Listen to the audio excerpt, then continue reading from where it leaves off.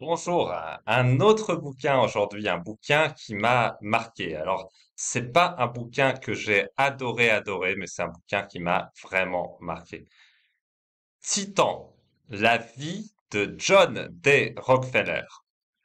Alors, c'est très intéressant comme histoire, réellement. Alors, je trouve pas que le bouquin soit très bien écrit, mais c'est très intéressant parce que quand même, John D. Rockefeller, c'était l'homme le plus riche de tous les temps. La fortune qu'il a amassée, personne n'a amassé cette fortune. Alors, en dollars d'aujourd'hui, peut-être que les gens qui sont au top des fortunes mondiales du Forbes 500, ça paraît plus grand, mais il y a eu une énorme dépréciation du dollar depuis que John D. Rockefeller est mort, et sa fortune en dollars d'aujourd'hui serait très supérieure à 1000 milliards, hein. Donc vraiment, l'empire qu'il a créé, personne n'a créé ça. Et ce qui est particulièrement intéressant dans la vie de John D. Rockefeller, c'est que c'était un petit comptable qui travaillait dans une petite boutique financière et finalement, en fait, il a compris que avec la finance, avec du papier, on pouvait créer de la richesse. C'est d'ailleurs un petit peu la martingale qu'ont utilisé Jeff Bezos et Elon Musk à leur manière, en levant du capital contre du papier sur des projets bon, un petit peu héroïque, si je puis dire, parce que Amazon, dans le retail, ça a toujours pas fait un profit durable, en termes de cash flow, en tout cas. Tesla, ça vient de faire un profit, mais voilà, les retours sur investissement de ces projets, ils étaient totalement futuristes, et c'est justement la levée de fonds en émettant du papier qui a créé l'immense valeur de ces entreprises. Tesla jusqu'à très récemment, et même peut-être encore maintenant. Et par contre, pour Amazon, bah, ça a duré jusqu'à ce que Jeff Bezos lance AWS. Donc, vous voyez, c'est un petit peu la même martingale, mais qui a été sublimée par John D. Rockefeller. Alors, je vous caricature le processus pour ceux qui voudraient pas se taper un énorme bouquin. Je le fais hyper simple. En gros, John D. Rockefeller, il a regardé quels étaient les meilleurs business de l'époque, et c'était les raffineries. Voilà, parce que les raffineries, bah, ça vendait du pétrole raffiné, et c'était la principale source d'énergie à l'époque, hein, tout simplement. Et du coup, John D. Rockefeller s'est dit, bah ouais, bah, moi je vais me lancer, je vais acheter des raffineries. Et donc, il s'est pointé pour acheter des raffineries. Il disait, bon, soit je vous les achète en cash, en ayant négocié au préalable des accords de prêt avec l'institution financière où il avait travaillé comme comptable, soit je vous paye en actions de la Standard Oil, pour une compagnie qui avait absolument rien à l'époque, et disait, bon voilà, donc combien vous voulez en cash ou combien vous voulez en actions Standard Oil. Alors la plupart du temps, en fait, les gens voulaient bien vendre en cash. Et certains, en fait, ne voulaient pas vendre. Et à cela, en fait, ils disaient, mais vous savez, moi, donc c'est la Standard Oil. Nous, justement, on a des standards de travail, comme le nom l'indique. Bon, je caricature un peu là. Mais du coup, en fait, ce qu'on va faire, c'est qu'on va s'installer près de chez vous, et en fait, on va vous tuer votre business parce que nous, on va vendre à perte, en fait, tant que vous ne vendez pas. Donc, soit vous nous vendez, soit on vous tue, quoi. Bon, il y a des gens qui le prenaient pas au sérieux. Il y a des gens qui le prenaient au sérieux, qui vendaient quand même. Donc, pistolet sur la tempe, un petit peu, si je puis dire. Et il y a très peu de gens qui ont pris les actions, hein. Mais il y a aussi des gens qui ont vendu contre les actions de la Standard Oil.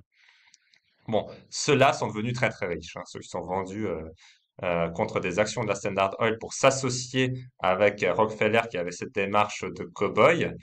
Bah, ils sont devenus très riches parce qu'effectivement, il a réussi son coup. Les autres, il les a rachetés contre du cash à des prix toujours raisonnables. C'était multiples de profits à l'époque, il y avait que des profits hein, dans les raffineries. Il a effectivement standardisé le raffinage autant que possible. Il a pu ainsi dicter le marché du pétrole raffiné, en fait. Et donc, il avait un monopole, un quasi-monopole parce que dans beaucoup d'États, il avait effectivement le monopole. Et sur ceux qui n'ont pas voulu vendre, il a vraiment exécuté sa menace. C'est-à-dire, après, ils sont venus s'installer, ils sont venus vendre du pétrole raffiné à perte jusqu'à ce que l'autre raffinerie coule. Après, ils reprenaient le terrain et ils se remettaient à faire de la raffinerie, mais cette fois profitablement. Donc, c'est comme ça que John D. Rockefeller a conquis l'Amérique, si je puis dire.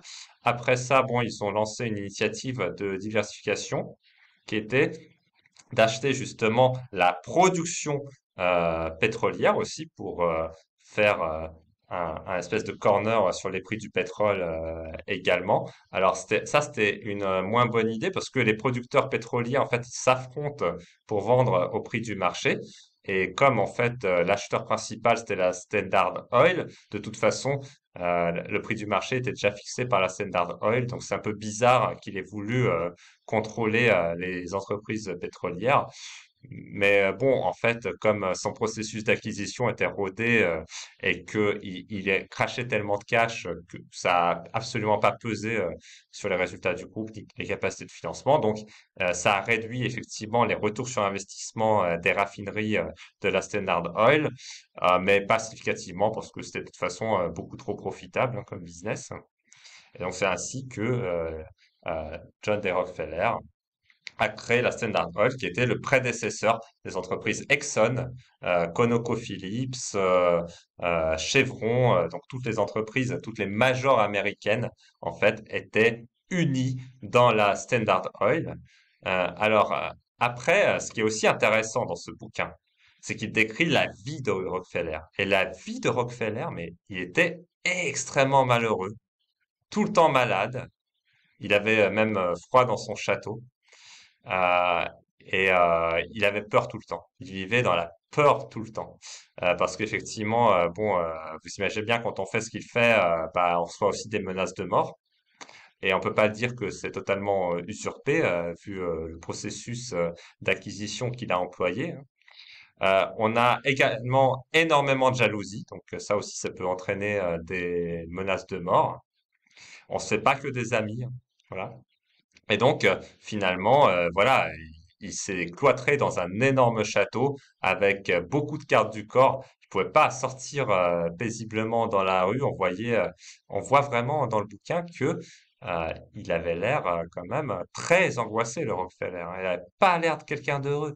Et donc, ça fait aussi réfléchir. C'est-à-dire, cet homme a créé tellement de richesses mais il était tellement malheureux. Et après, d'ailleurs, au niveau de l'héritage de Rockefeller, hein, comme je vous l'ai dit, aujourd'hui, ce sont les majors pétrolières des États-Unis qui étaient avant unies dans la Standard Oil, mais après, je veux dire, il avait même quelque part l'inimitié de l'État américain parce qu'on lui a quand même créé un antitrust, quoi. C'était spécialement pour lui, hein, l'antitrust à la base, c'était un coup de l'État américain pour lui prendre sa richesse quand même. Alors, de son vivant, ils n'ont pas réussi, mais effectivement, euh, après sa mort, l'antitrust a cassé la Standard Oil et ils ont profité de ça également pour déposséder en grande partie les héritiers de Rockefeller. Euh, vous voyez, ça attire pas que de la sympathie en fait quand vous faites de l'argent, comme l'a fait John D. Rockefeller. Je trouve qu'il y a des manières beaucoup plus sympas de faire de l'argent que ça. Euh, bon, et finalement, la vie de Rockefeller, elle donnait pas envie. Alors, Rockefeller est considéré par certains comme un des barons voleurs de l'histoire des États-Unis. On peut dire que peut-être en tout cas, il avait des techniques de rachat un petit peu sioux. Mais en même temps, si les personnes acceptaient son offre en action et devenaient ses associés, il les a jamais lésés et ils sont devenus parmi les hommes les plus riches des États-Unis. Pas très loin de Rockefeller, hein, pour ceux qui ont accepté les actions de la Standard Oil.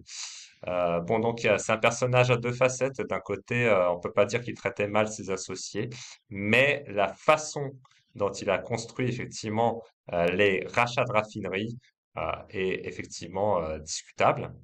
et on comprend qu'il n'ait pas eu que de la sympathie. Voilà. Et visiblement, l'argent ne fait pas le bonheur, et ça, on le voit bien dans Titan, la biographie de John D. Rockefeller. Donc, avoir de l'argent en abondance, c'est super. Je vous recommande carrément. Je veux dire, vous ne trouvez pas à compter pour vos fins de mois.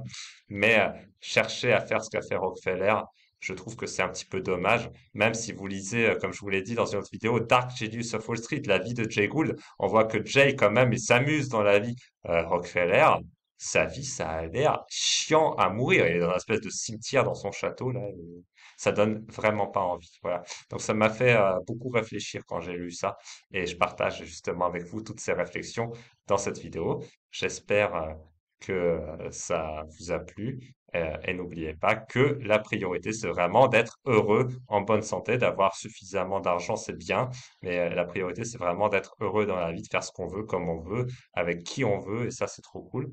Et d'ailleurs, si ce sujet vous intéresse, je vous rappelle que vous pouvez vous inscrire à la masterclass de Laurence qui concerne justement une vie heureuse et épanouie dans des conditions normales. Et quoi de plus important que ça? Donc vraiment, si vous avez un petit peu de temps pour la masterclass de Laurence, je vous la recommande et vous pouvez y accéder juste en dessous de cette vidéo. À très bientôt pour de nouvelles lectures.